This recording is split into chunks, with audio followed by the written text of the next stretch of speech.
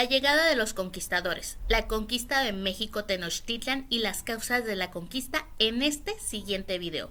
Pon mucha atención.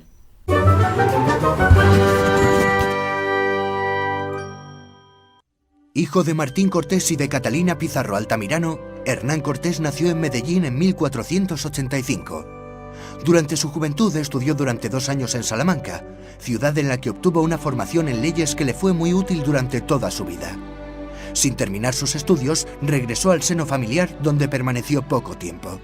Pronto dejó el ambiente familiar para dar el salto al nuevo mundo. En el Caribe hizo valer sus habilidades y observó de qué modo se desenvolvían los hombres ávidos de fortuna y fama mientras acrecentaba su hacienda esperando su momento. Hombre de prestigio, Cortés llamó la atención de Diego Velázquez, gobernador de Cuba, que le confió una expedición con la que trataba de reponerse de los reveses sufridos por Francisco Hernández de Córdoba y Juan de Grijalva. De Cuba salieron alrededor de 550 soldados, entre ellos 32 ballesteros y 13 escopeteros. Al ejército han de sumarse 200 indios y algunos esclavos negros, junto a cierto número de indias de servicio. A bordo de los navíos viajaron 10 cañones de bronce, 4 falconetes y 16 caballos. En aquel contingente se había incorporado un importante número de participantes en las 2 expediciones, hombres descontentos que en las playas de Veracruz dieron a Cortés el respaldo para fundar un cabildo y enviar desde allí documentos y joyas al rey Carlos I. La ruptura con Cuba se había consumado para dar comienzo a la incursión en el imperio dominado por Moctezuma, cuyos emisarios tomaron contacto con los barbudos de inmediato.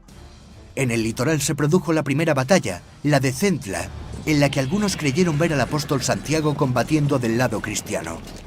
También allí Cortés mandó barrenar y desmantelar la mayor parte de su flota para impedir que la facción que quería regresar a Cuba pudiera hacerlo. Con el paso del tiempo, a aquella trascendental decisión se le añadieron las llamas que completan la imagen mítica de Cortés quemando sus naves. Desde la costa, los españoles penetraron y comenzaron a establecer alianzas con los pueblos tributarios de Tenochtitlán. La primera de ellas se hizo con Zempoala.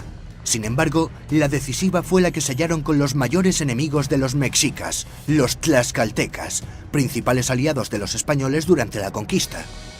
Mientras todo esto ocurría, Moctezuma alternaba ofrendas con las que trataba de disuadir a aquellos hombres de entrar en su ciudad con estrategias bélicas.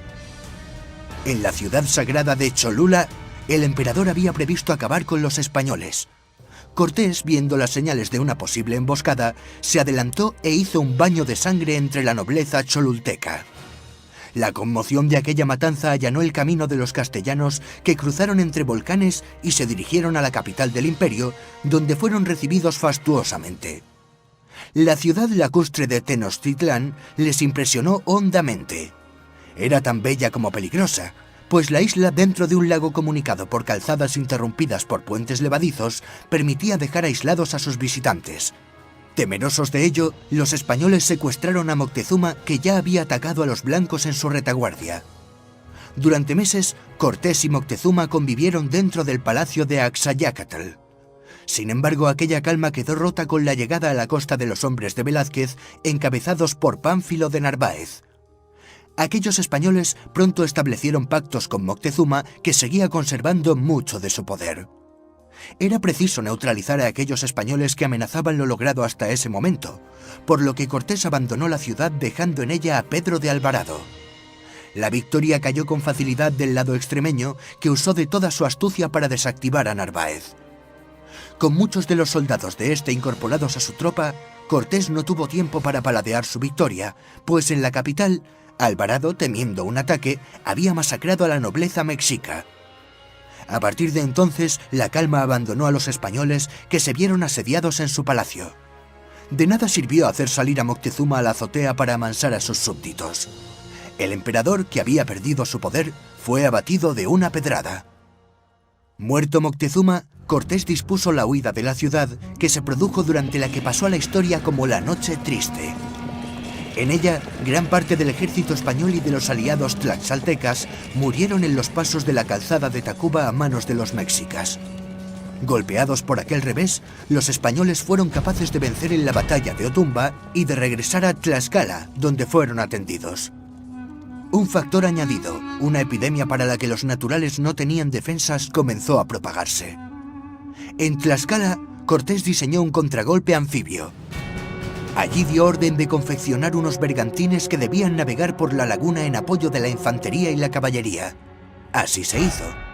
Bajo las órdenes de Martín López se cortó la madera y se elaboraron las piezas que, a hombros de los indios, se llevaron a la orilla del lago Texcoco, donde se armaron los bergantines.